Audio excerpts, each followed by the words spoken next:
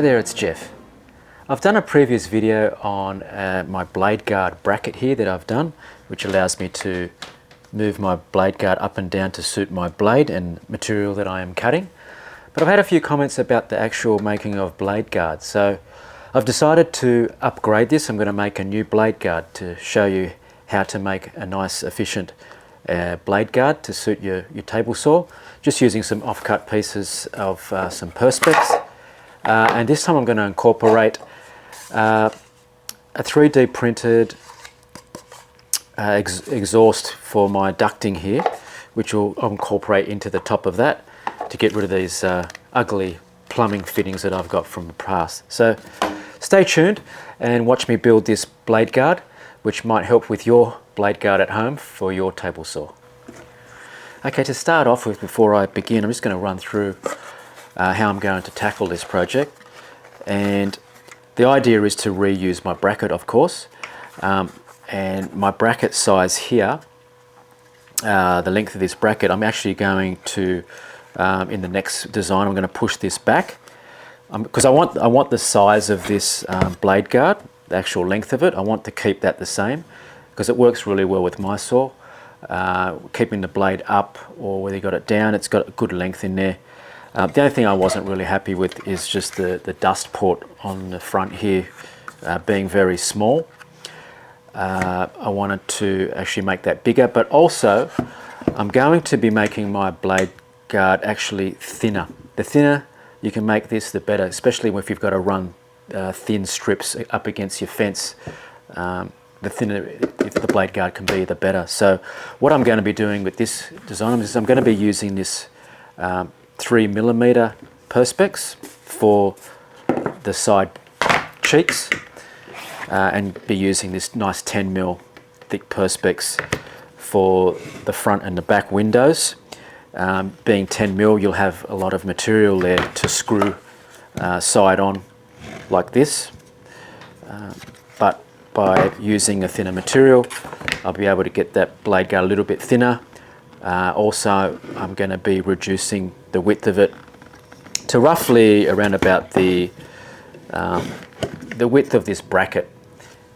So that's going to be my new design with the lengths and the widths. You could obviously do that to suit your own saw.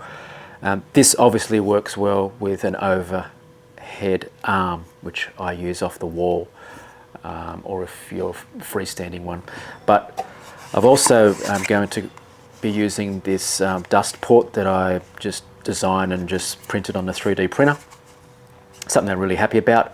It should give me a lot more volume. It starts off as a rectangle down there, which is going to be the width of the material in here. So you can see from there roughly that how much I'm going to be reducing the width, plus the fact that I'm using thinner material, and it goes to my 63mm dust hose on the top. Unfortunately I won't be able to leave links to this because it's something that I designed. If you do have a 3D printer and you do some designing yourself and you use a free program like I do called Onshape, it will be on that because it's a shared public file and you can get it that way, but you would have to possibly modify the size of that ducting or the bottom to suit yourself if you wanted it a little bit different sizes. But if you wanted it the same size as me as a starting point, you probably could find that file on Onshape and the public files for a dust port.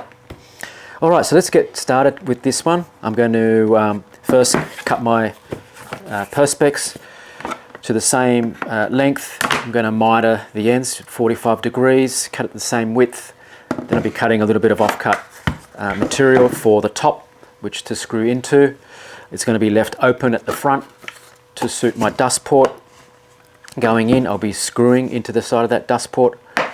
And yeah.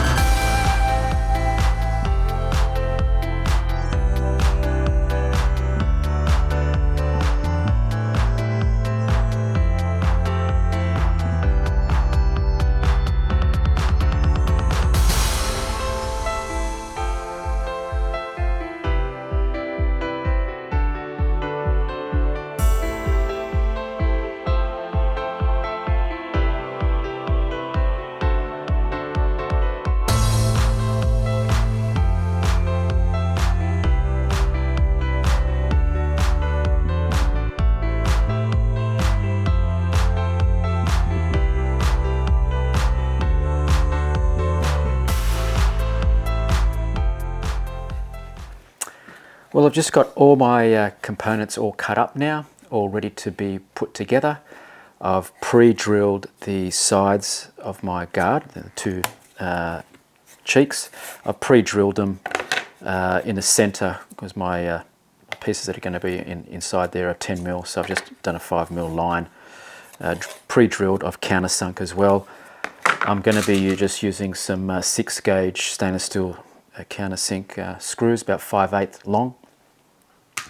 And yeah, cutting that perspex is a real mess. I really hate it. It's one of those jobs that I just hate doing on the saw. The fine bits of shavings, just they're staticky and they cling to everything, your hands, your clothes, your material, the bed of the saw, as you would see. So anyway, that's over with now. So I'm going to clamp all my pieces together and screw them down nice and tight.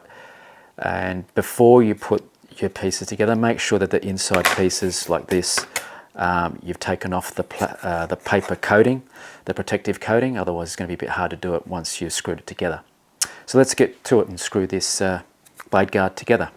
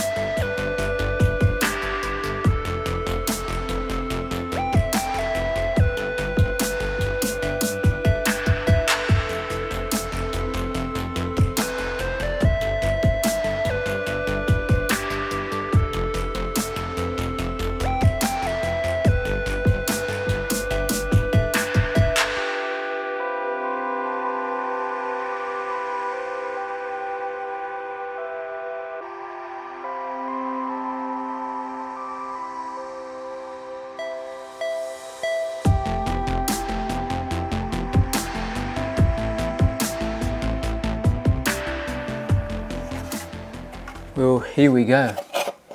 The big reveal. Here it is. The blade guard with all the paper taken off, and it's turned out quite good. Now we'll put it on to our system and we'll connect the ducting hose and see how it looks.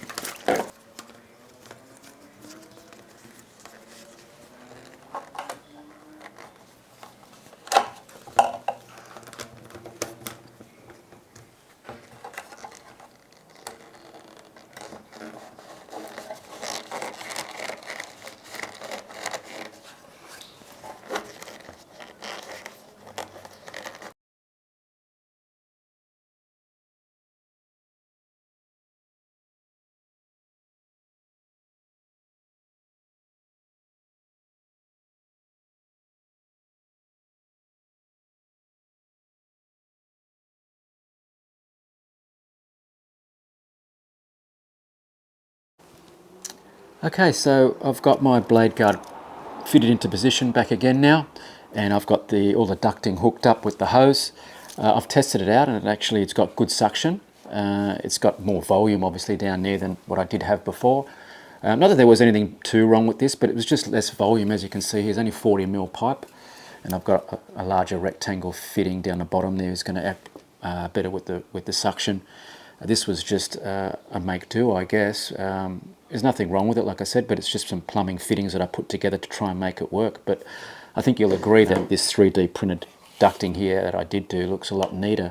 And if you are interested in something like that and you do some 3D printing, I have a 3D Onshape account, free one from the web. And if you look up on the public files there, blade guard duct, you will find it, and you could probably do some modifications with the sizes to suit your saw or blade guard or whatever size that you make. But overall, it's pretty good. I'm really happy with it. I've made my blade guard actually narrower than what it was before, which is a little bit more of an advantage. And it's got some nice clean perspex now without any nicks from the saw, which I'll be probably upset if I do hit it now because I've got a new blade guard. So, but yeah, very happy with this, and it is an addition to the other video that I did with the lifting mechanism up the top here, which lifts it up and down, which is working well. So if you are interested in doing the whole setup, you can actually I'll leave a link there for the top half section, which is this bracket that levers up and down to complete the whole set, or the whole unit, I should say. Well, that just about wraps up this video for today. Thumbs up if you liked it, share with your friends, and don't forget to subscribe to keep up to date with my latest videos on my channels, and hopefully I'll see you in one of my next videos.